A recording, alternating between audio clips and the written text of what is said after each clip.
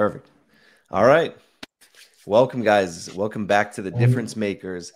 Today we have with us repeat guests, Rob Carson and Anna Muehle. Muehle?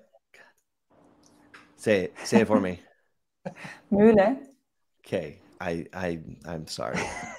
I don't have the accent and it's killing me. It's okay. But welcome back. You guys have both been on the show before, and I appreciate you guys both coming back. So thank you. Thanks for having us. Yes. You guys were just talking and catching up a little bit, but you guys know each other outside of this. You guys actually worked together in the past, and you knew each other before I'd met either one of you. Can you explain the relationship there a little bit before we get going? Anna, sure. You can take it. Go ahead. Sure. When I started rowing in 2017, I started to do some online competitions. And at some point, Rob must have seen me on Instagram.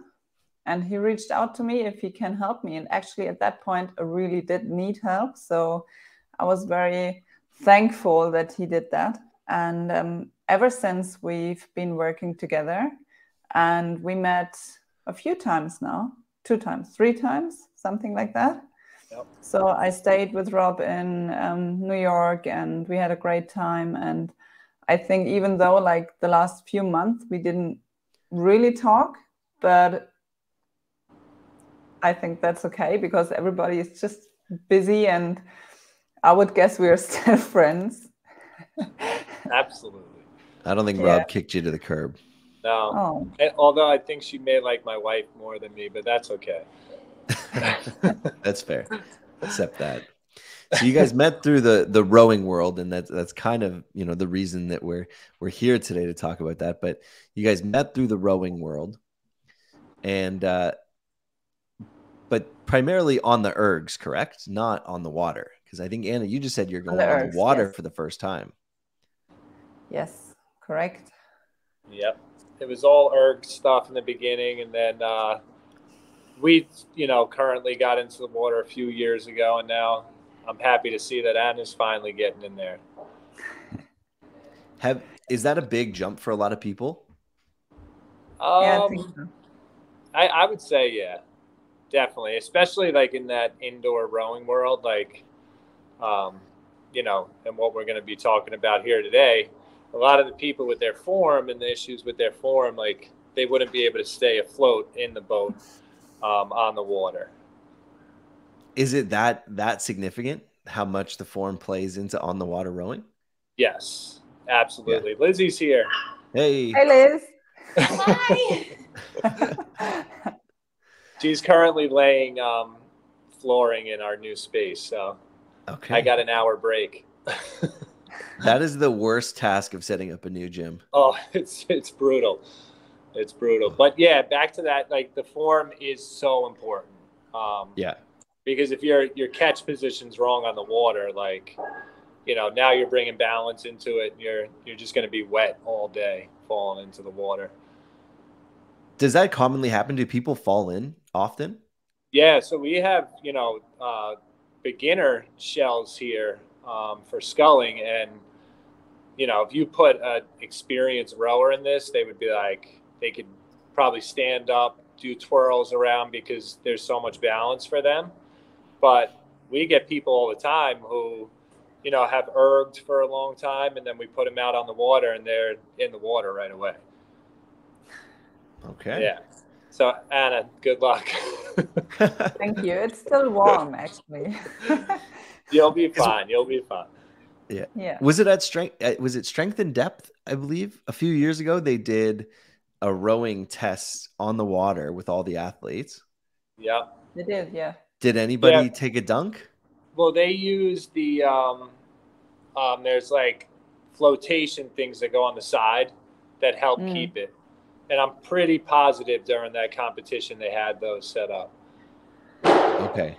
So it's much harder for them to, tip that boat over. Yeah. Yeah. Okay. But that's not, Anna, you're not using those. No, I don't think so. You're just going straight for it. Yeah, I'm pretty sure they're just going to throw her in and say, you know, are you Good luck. going in a I single? haven't told them who I am, so, or what I can do. So Okay, good. That's smart. yes. Let them put you in that beginner shell, because it is good to get in it, you know, so you could actually feel what you're doing instead of worrying about the balance right away. Yeah, Yeah. definitely. Yeah. So what brought you to rowing and to being in the ergs? This is a question for both of you.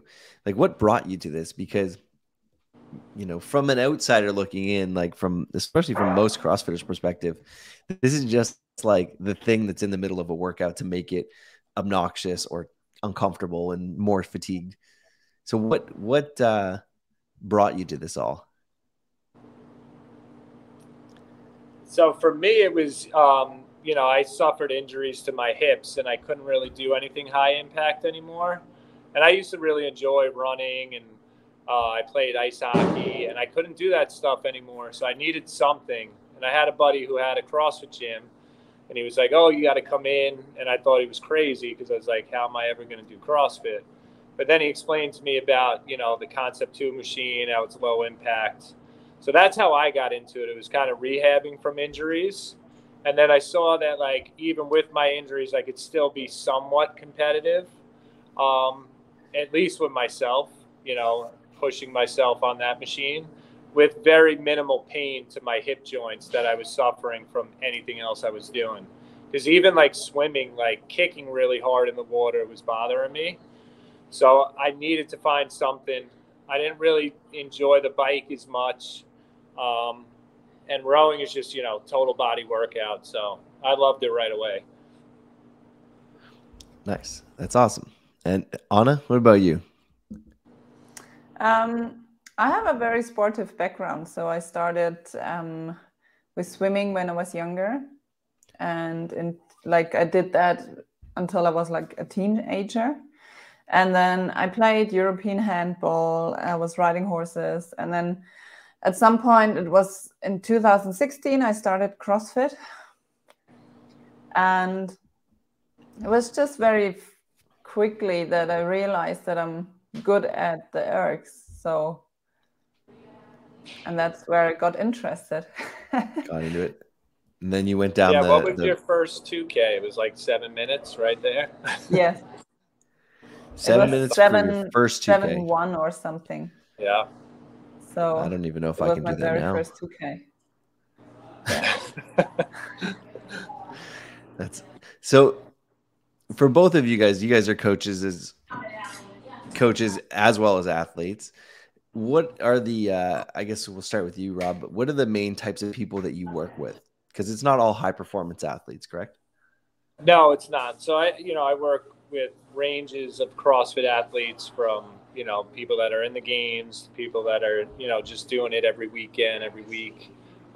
Here at the gym, we have, you know, a range of kids from 10 years old to people, you know, in their 60s, 70s that can still use the rowing machine. As long as, you know, they're doing it properly, you know, the risk for injury is very low. So I love that about it. And then even, you know, people that I've worked with that do like triathlons and stuff like that, I try to incorporate it into their training as well, because, you know, like for Lizzie, for instance, right now, she's doing the New York City Marathon in November. But, you know, all that running and, you know, stress on the joints is a lot. So we've been adding in a longer row every week instead of having those 2 long runs. We're doing like a medium distance run, a long run, and then a longer distance row. So she's, you know, working for a long time, but not putting all that stress, you know, pounding the pavement. Nice. Would you ever sub in like another erg, like the bike erg or ski in replacement of that? Yeah, absolutely. Especially for her, because she still does, you know, CrossFit competition. So she's got to be able to do all these machines and do them well. So yeah, we'll sub that in. And then even in class here, we have people that just really don't like rowing, so they'll ride the bike instead. Some people even choose the ski over the rower. I think they're insane, but they do. They just they don't really like rowing. The ski, you know, if you see me on there, it's very rare. Okay. And then Anna, what about you? You just said earlier that you have seminars booked out for the next few weeks. Yes, that's correct. So for the past 2 years, I think, I've been working for the German Rowing Federation and Concept 2 Germany. And we are doing the indoor rowing coaches seminar. So at the end of this day, they get the certification. And but I'm also doing seminars for every athlete in the CrossFit boxes. So I'm teaching just technique and tactical stuff, and like the technical side of the rower itself. So how important is it to know my drag factor, everything like that. So they get the whole idea of what benefits I can get out of this. And so mainly the people that come to my seminars are CrossFitters. Yeah. And there's so much technical things going on with the rower that, I mean, you just mentioned the drag factor that I don't think most people are even aware of. No. So could you explain the drag factor really, really quickly? Like, doesn't have to be a big explanation, but explain the drag factor to me, because this is something that people probably have never heard of, but they use the damper and they have no idea what to do with that damper. You're going to have to take a seminar for this. Okay. I'm not trying to take money out of your pocket here. No. So if you go by the damper setting from 1 to 10, then this is only like to open and close the drag, so the amount of air that comes in. Yeah. And the drag factor is actually describing the very like the resistance of this rower you're sitting on right now, because you have the damper on the side that can open, like the flaps. And then you also have the metal with the holes. And of course, dirt is coming in and it's closing the holes. So if you use an old rower, for example, that hasn't been cleaned for a while, then if you, for example, choose a 5, the damper setting might be on 110, where the new rower might be on 125 or even 130 at the same damper setting. So you go for a 5 and it might be a complete different resistance. And the easiest way for me to explain to the athletes is always like, you don't go into a weightlifting session and do like 10 by 10 reps of back squats and you say, I don't care what weight is on the bar, because this is the mentality. You would go in and choose a different damper setting or a different resistance for every single session. This is your base. Choosing your drag factor is your base, because that's your weight you're working with. And if this is changing every single time, then you can't really compare the sessions. You don't know where you are, and you don't get to know how it feels to do this pace for that long, because the weight is different every single time. I've never heard that explained that way, and that was helpful. Yeah, that was good. Anna, I'm stealing that. You can. You can. I've never heard that explained that way, because I've only ever really factored in just the damper going up and down and kind of roughly explain that to people. People, you know, will get on the rower and I'll look, in 120-pound guy just flick the rower up to 10 because it's harder. Yeah. And then they're doing this on a 20 strokes per minute. I mean, the beginner's probably doing like 45 strokes per minute trying to just get it done. But and their lower back does not feel good. No. So, I mean, these little factors are all easily controllable. But I think one of the big reasons we're here is to talk about the importance of technique in rowing and how much that plays a factor in in overall performance and approach on the rower. And like to the most basic description, why would you say that like most CrossFit athletes should pay attention to their technique on the rower? Maybe Rob, we'll start with you there. What's the importance of the?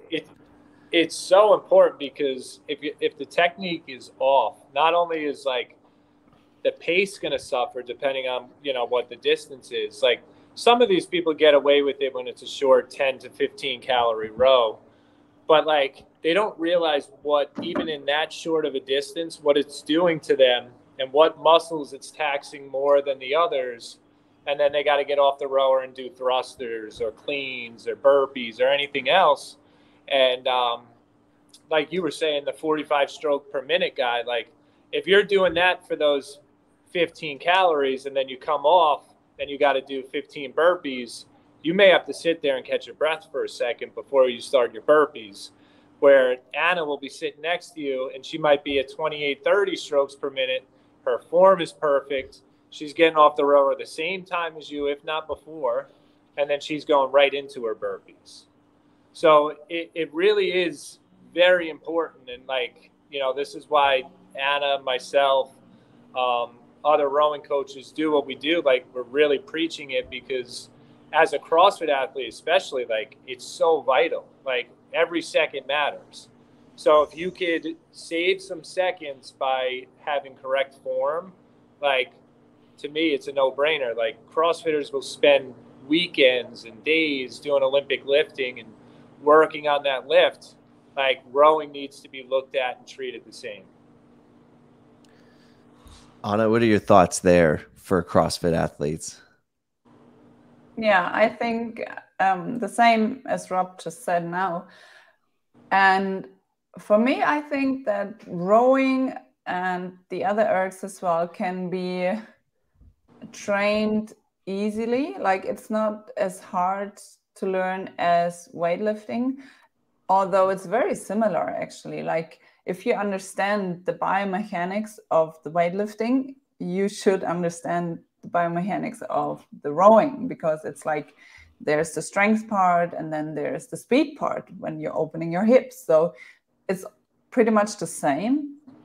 And I think the outcome of adding rowing into your like programming and to spend a little bit more time there is really, really big, because it's like for myself, I'm a very average CrossFit athlete, but my my performance in kind of the rowing and being good on the ergs and then being crap at gymnastics, but still like this kind of middle line, it takes me to competitions where I shouldn't be, you know?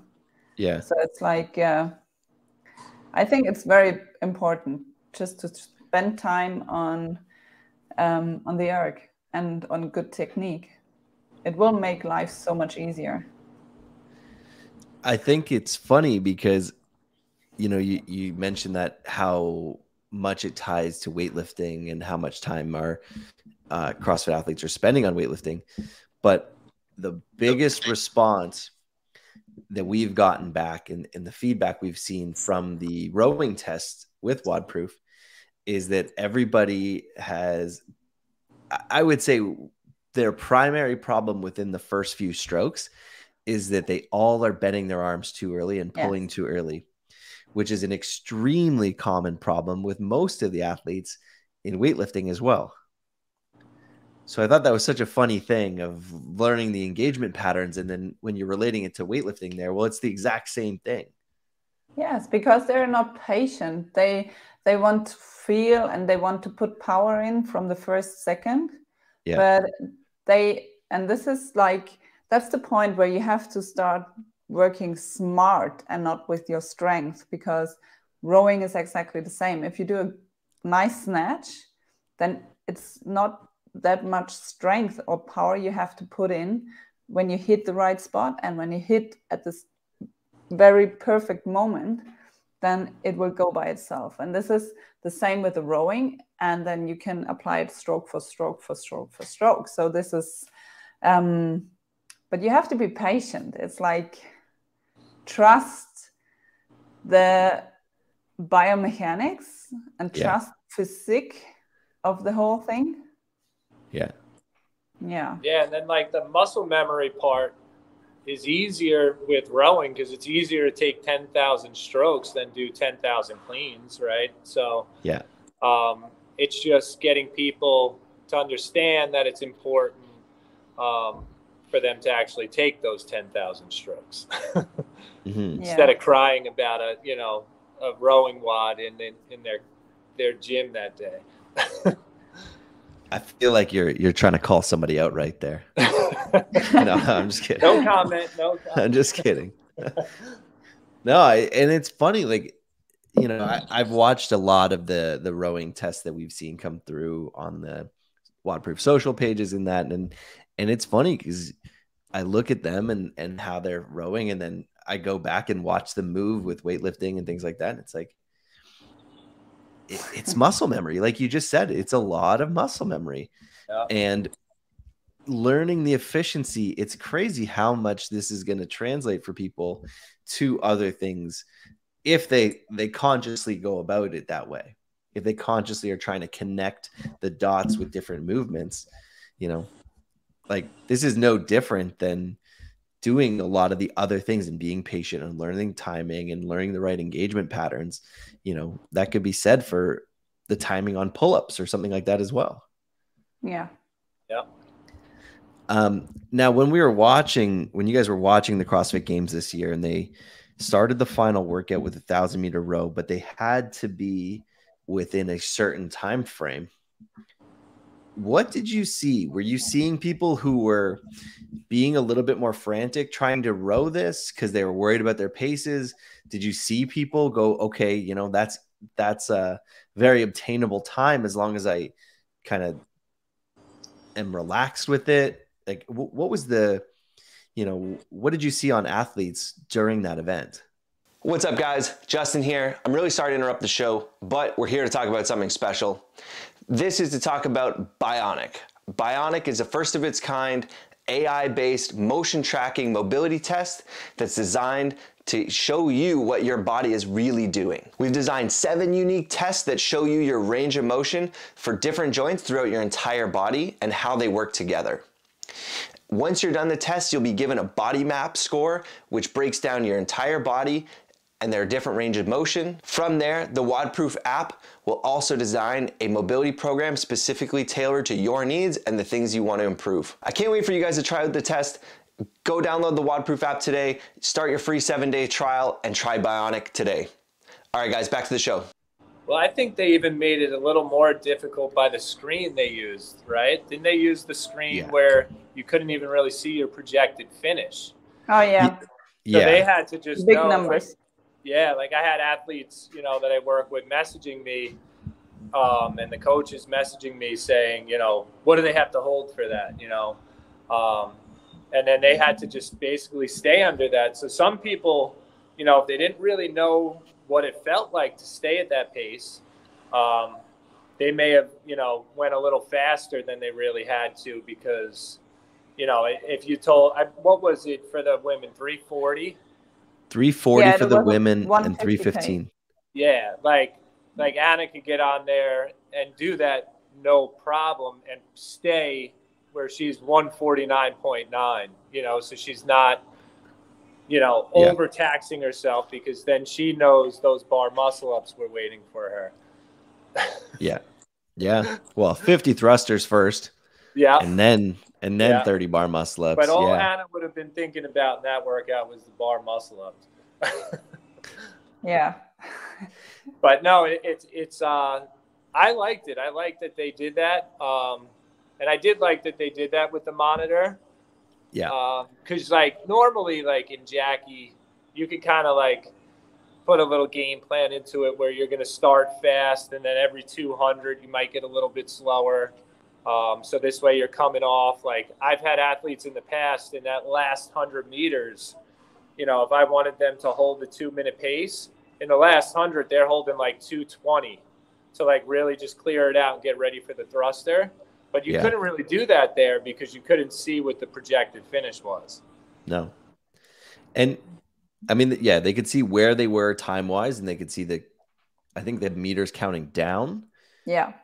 But, and then their elapsed time. But I think we only saw 2 athletes not finish of the 6 heats. Well, 3 men, 3 women's heats. So, I mean, it was pretty obtainable, but you also saw pretty much every athlete just walk to the bar and take their sweet time before they picked up that bar on their thrusters. Yeah. I thought, I thought it was a fast pace for the men. But maybe that's just because it's your 1K time. Exactly. Honestly, like right now, like, yeah, it is. And I was like, wow, that's aggressive. Where Lizzie was like, I could do that no problem over and over again. So, yeah. Because that was about a 137 pace, 140 pace. No, you couldn't go at a 140 pace. So you had to hold about a 137 pace for the men. I think it was 37.5, right? It was 315. Yeah. So I could still do that, but it would have hurt. Yeah. But for women, holding a 150 pace, 150. Yeah. That's a big difference. I think it is. Yeah, I think games athletes should be able to hold that for 3 minutes and 40 seconds. So yeah. Oh, I agree. Yeah. Yes. Did you see people like their technique breaking down just from a broadcast standpoint, or did you see people being efficient, or did it have more to do with kind of experience on the erg? Like, what was the general consensus when you were watching that? Anna, you could go first. Well, I think looking back the last years, I think the technique overall is getting better. So I think there is improvement, or you can tell that athletes are paying attention to this. But then you could tell by how relaxed the athlete was, who is really working on the rowing and who knows the pacing, because they just have a different look on their face and different relaxation of the muscles and everything. So it's the brain fuck as well. Sorry. Yeah. But there's a lot of pressure when you know that you have to have a certain time, and it wasn't like an easy time. It's like you can pace around a lot, so you had to go fast. And I think the athletes, and you could, as I said, tell by their face, their look, their concentration, like on the monitor, you could tell who is like kind of who knows where they are and if they will get there with this kind of pace. And you could tell who was in stress. So yeah, like people that know the monitor and know pacing, you pay attention to the first 500. If you're under that 150 for that first 500, you're in good shape. Now, with the implement of the narrow time frame, do you think that's something that we'll commonly see, where people are being forced to do rowing within a certain time frame, or do you think that was a very specific case? I mean, it fit well with that workout, I feel like. Yeah. I don't know. So I don't know if we'll see it again. You never know, but I felt like it fit well with that designed workout. Yeah. With the athletes that you coach, how much time do you spend on more of the specifics of the technique on the rower and how to properly work the erg versus just doing more intervals and things like that?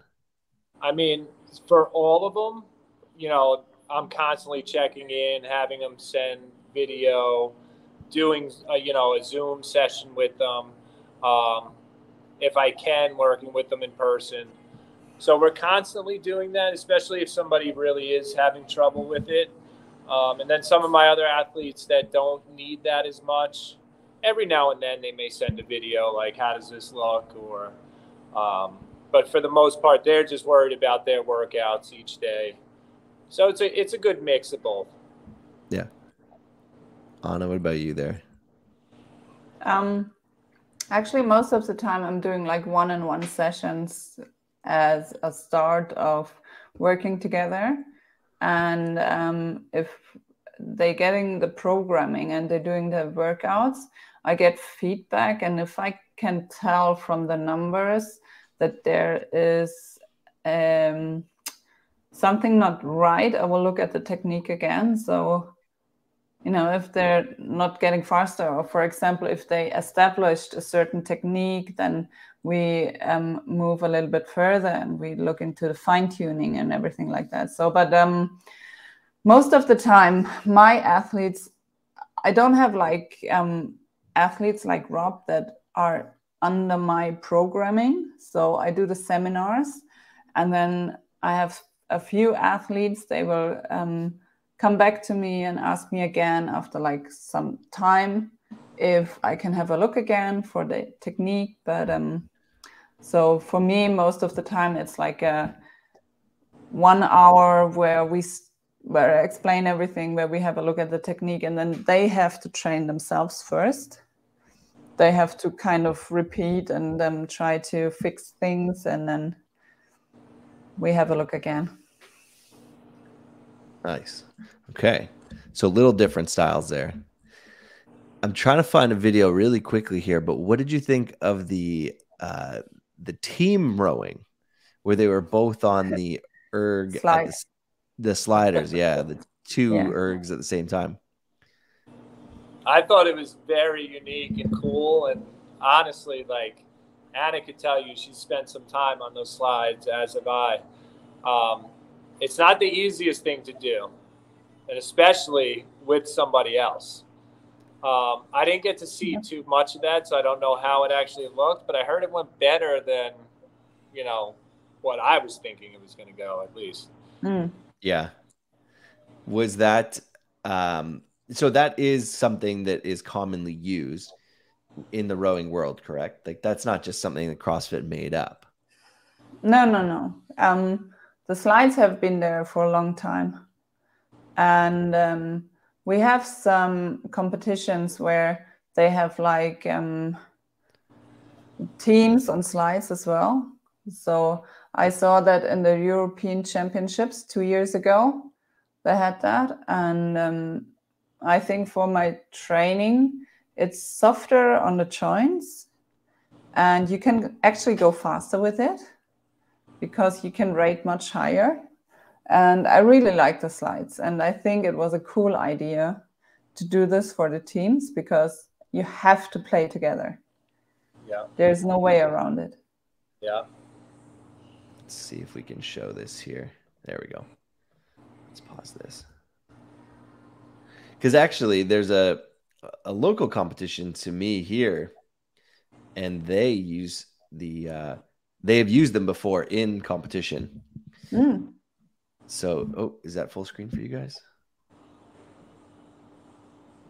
Just what? Yeah, now it is. Yeah, there we go. Perfect. So you can see here, there's two athletes in this situation. It looks like two male athletes, one on each rower. And so kind of explain what's happening there. They had to both push at the same time and pull at the same time. Like, how does that pairing work together on that to be more efficient? So what I would have my, athlete that's setting the pace up in the front, as your like stroke seat, you would call it.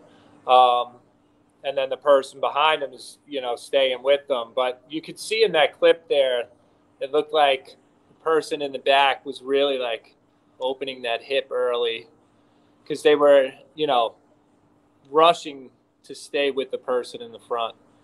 So it is extremely difficult, especially for, CrossFit athletes who, probably have never been on the slides once before in their life. And that, I think, was a situation too where they kind of had to figure it out on the fly. Yep. Yeah. Is it intuitive to do that, or are you kind of out of sync at the beginning? So when we first got the slides here, I spent probably like 3 days just going back and forth, slamming into the front, the back, the front, the back, because I wasn't being patient. I was trying to, like Anna said, like, you can technically go faster on there. So like, I was like, oh, I'm a pretty good rower, so I'm going to get on there and I'm going to be able to go really fast. And I actually like hurt my back a little bit too, because like I was trying to do too much too fast, and Lizzie was just laughing at me because she was like, you got to go slow in the beginning, because she like picked it up like that, and I was just slamming into the front, slamming into the back. So it took me a couple of days to really get it. So I can only imagine like these poor athletes in the middle of the CrossFit Games, they're like, here you go. It's not the easiest thing, but when you do have patience, like you heard Anna say earlier about the rowing stroke, you can learn it. You can learn it fairly quickly. It's much more sensitive than the static rower, because what is changing is that you actually move the rower underneath you. So you push with your legs and you pull it back with your legs as well. So it's kind of a push and pull with the legs game, but not that much with your arms. But then at the same time, you need a little bit more of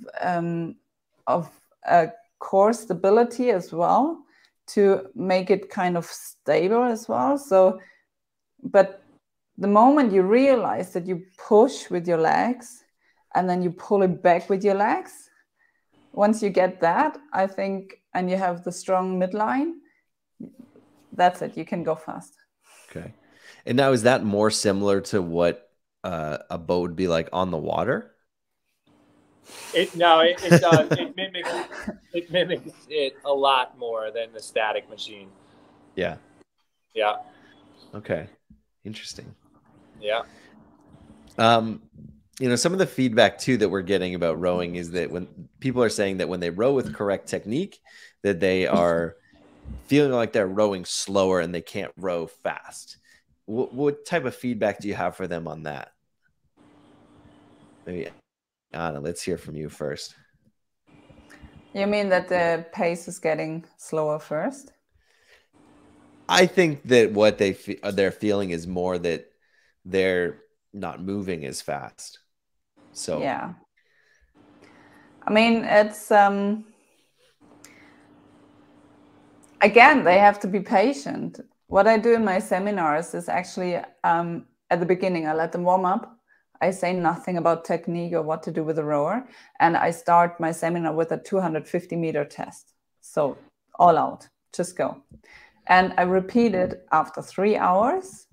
And I would say 95% have a faster time after 3 hours of actually working than in the first test.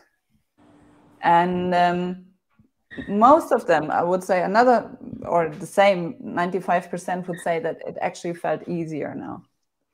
So of course you have to take one step back and then build up again from there, because you have to get a different feeling for connection and from where to create the power. So you have to relearn in the end. Do you think that stroke rate has a lot to do with that too, with why they're feeling like that? No, it shouldn't be like that. No. But you'll hear, and I'm sure, Anna, you hear this all the time in your gym or during the seminars. Like, they'll be next to somebody and they're like, I'm going in and out of the machine the same speed as them. Why are they finishing before me? Because they're not understanding the power that's going into each stroke. Like, we hear that all the time here. Yeah. I think that's one of those things that we commonly see from, I would say, beginners, but then also people who don't realize the impact of an efficient pull and a strong pull, or a connected pull, that the people feel like they're getting more done because their stroke rate is so much higher. But realistically, they're, they're just moving around quickly, but they're not actually being efficient and gaining anything from that. Yeah. Well, it always depends on your goal. If you just want to have a good sweat, then it's okay. Do it. Fair. That's a fair point. When athletes are trying to do something like an all-out 250, or even like a finishing kick on a row, how much do you say technique go out the window and just pull as hard as you can, or move as fast as you can? What are your stance on? What is your stance on that? So for me, it's easy because I could, I'm not the fastest in the world, especially in a sprint. So I'll use the excuse that I try to make the technique look so good during that, and that's what slows me down. But honestly, like, it's tough because, like, some people, they're just like, their capacity to do certain things, especially in a short distance, like some of the best 100-meter times in the world ever by these like big power lifter guys that if you put them out in a boat, I don't even think they would be able to, balance for a second. They just keep tipping over, but they pull these incredible times like that. I couldn't even dream of pulling one stroke at the time they're finishing with their average. So, I mean, it's tough. It's tough. Are you going to get a big guy? Like, didn't Brian Shaw have the 100 for a while, right? I think are you going to get, like, is he going to change his form? No, he's going to say, 4 guys stand on the front. Don't let that machine jump up. And, Anna has, a good friend who is, what is Pavel, 6'9"? Yeah.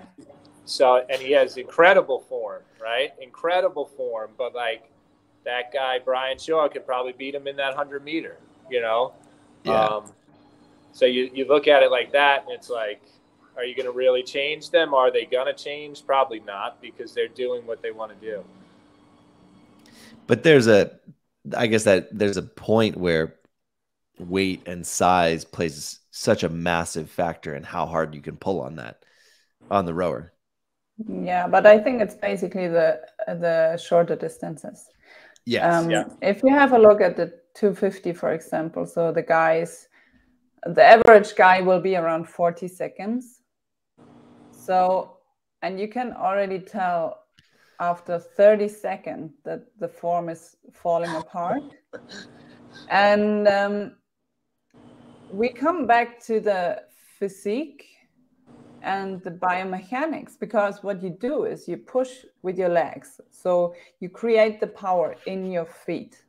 And then this power, this energy has to travel through your body to come into the handle. Okay. And then into the chain, into the machine. So if you start breaking in your body tension, then the energy you push with your legs, you create with your feet, is gone, So you can push as hard as you want, but it's not getting into the machine. And then you have to think about the balance between working hard and the outcome.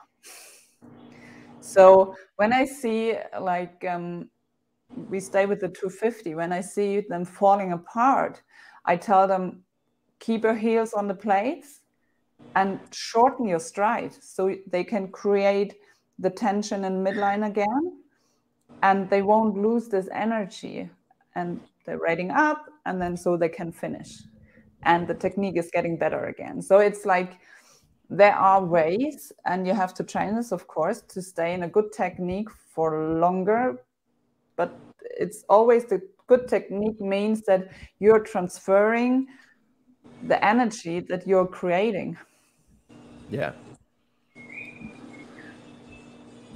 This is, I feel like all things that people need to do and practice and keep hammering home in order to really get it. Now I keep thinking about how useless some of my rowing strokes are. Yes. When you guys, I mean, you both have been involved with the bionic rowing feature for a little bit now, and you guys have both seen it kind of as it's grown here for WODProof.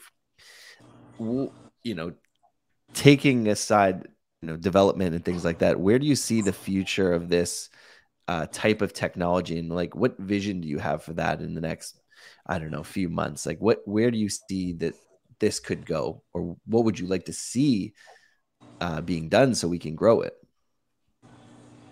Go ahead, Anna. Well, I'm watching the videos of different athletes trying the bionic rowing, and I'm amazed how, like, within the 20 strokes, they try to change technique, and actually, like, the last strokes look so much better than the first ones. And my wish would be that they realize that they can do so much more, and then they call me or Rob and say, "Can you please help me?"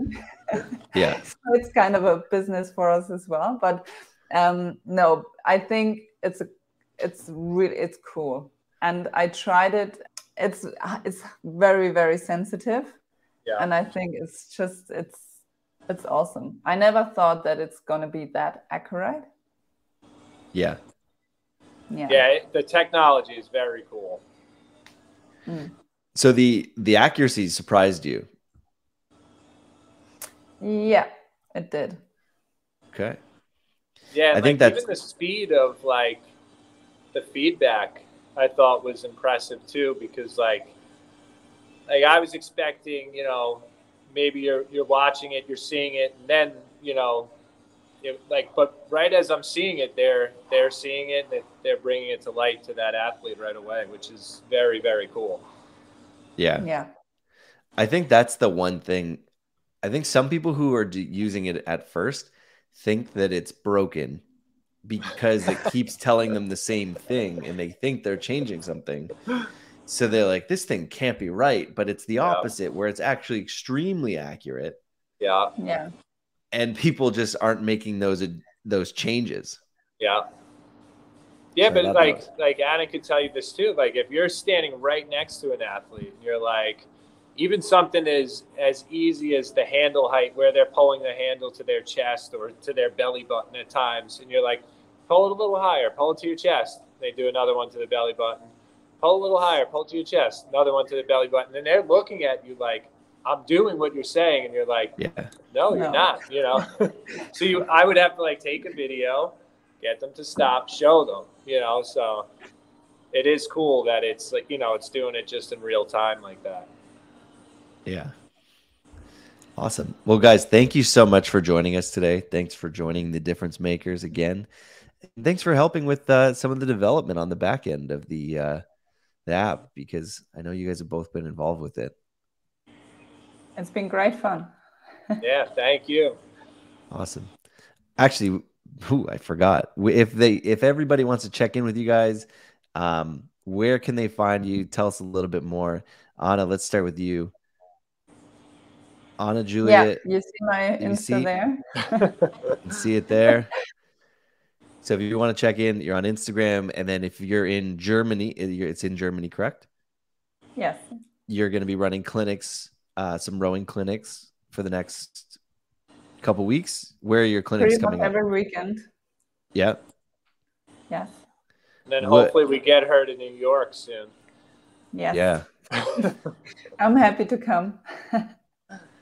And then Rob, Carson, Concept Conditioning. Yeah. And you're at, tell me your gym again. So we're in Oceanside, New York. It's the South Shore of Long Island. Awesome. South Shore of Long Island. Okay. Yeah. All right, guys. Thank you again for joining us, and we'll catch up soon, I'm sure. Thank you. All right. Take care, guys. Bye.